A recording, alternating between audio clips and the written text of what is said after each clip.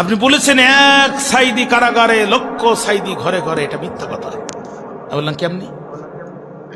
ওই বাগানে ফুল প্রত্যেকদিন ফোটে, কিন্তু যেটা ফুলের রানী, রানী গোলাপ, ওটা জন্ম নেয় 100 বছর পর একবার। আল্লামা সাইদি যেন তেন ফুল নয়, এটা রানী গোলাপ। এমন গোলাপের জন্ম বাংলাদেশে আর হবে কিনা এটা আল্লাহ ছাড়া আর কেউ জানে না। বর্তমান সময় সবচাইতে জনপ্রিয় মুফাসসির হচ্ছে মিজানুর রহমান আজহারী হাফিজাহুল্লাহ, আল্লাহ তার হায়াতের ভিতরে বারাকা দিক। লক্ষ লক্ষ মানুষ হয় তার মাহফিলে। এই মানুষগুলো ঠেকাতে, ট্যাকেল দিতে, সামলাতে তার যে কষ্ট হয় দেখেছেন না আপনারা? একটু থামেন, দয়া করেন। হ্যাঁ, কত ধরনের কথা বলে।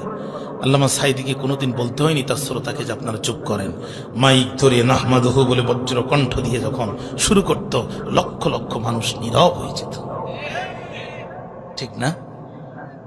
বাংলাদেশের এ যাবৎকালের সমস্ত বক্তাদের বক্তৃতা এক জায়গায় করলে সাইদির 5 মিনিটের বক্তৃতার সমান হবে না।